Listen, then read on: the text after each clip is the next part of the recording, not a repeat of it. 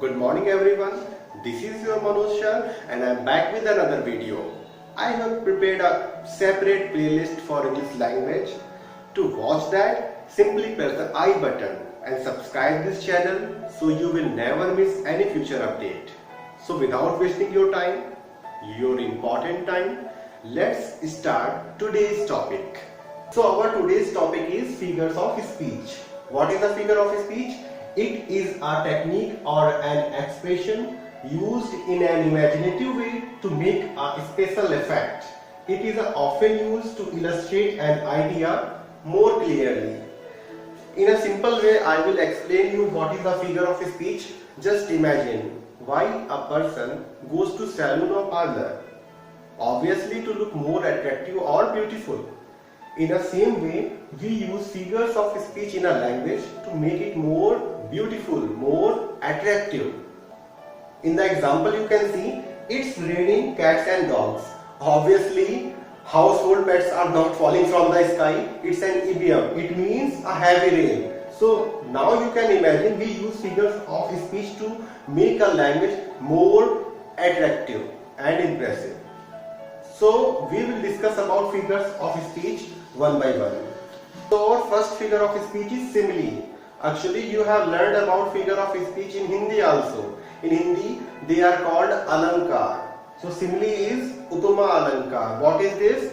We compare two different things that have actually nothing in common. And one more thing, specific words like, as are used to compare those two unlikely things. In the first example you can see, Ravi looks like a lion. We are comparing Ravi with a lion and the comparative word like is being used. So this is simile. In the second example you can see, as tall as mountain. We are comparing height of something with the mountain and the comparative word as is being used. So this is also a simile. Now see the next one. Next one is metaphor. In a metaphor, two different things are compared, but we do not use comparing words like or as. In Hindi, you learn it as Rupak Alankar. In an example, you can see, all word is a stage.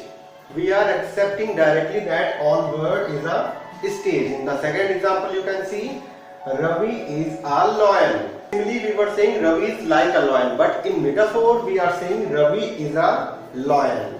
Clear?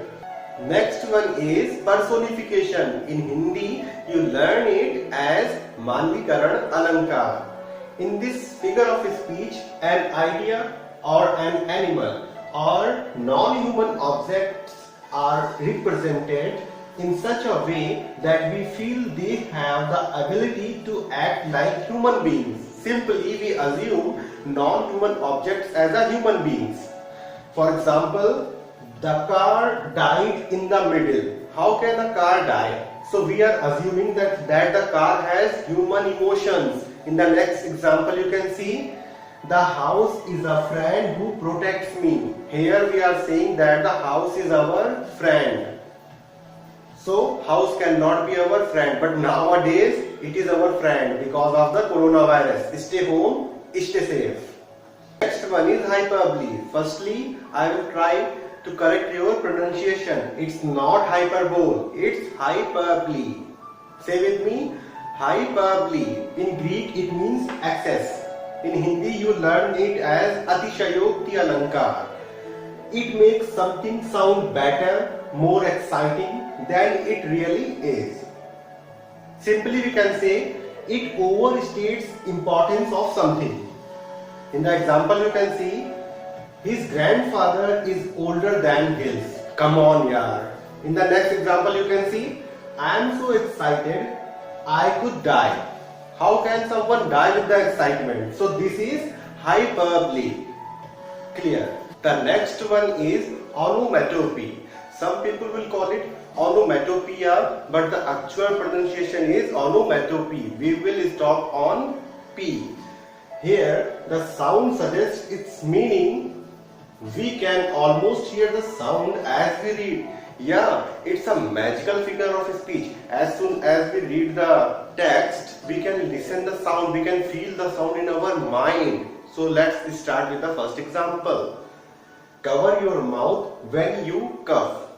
So here you can listen the sound of cough. Example, you can see someone is knocking on the door. So here you can feel the sound of knocking. Next figure of speech is oxymoron. Here two contradictory terms are connected together. In Hindi you learn it as virodhabhas. So here are few examples. Bitter sweet. You can see bitter, sweet two are different terms, but they are placed together. In the second example you can see act naturally. In the third example you can see alone together. We are together but alone. Clear. Our last figure of speech is alliteration. Here the use of some letters or sound at the beginning of the words that are close together. The most important thing is we need to focus on the sound, not on the particular letter. In the example you can see a good cook could cook good cookies. A little tongue twisting. A good cook could cook cookies. So there is a alliteration. In the next example you can see Kim came to cut a colorful kite for Chris. Here is the alliteration of the sound Kim, came, cut, colorful kite, Chris.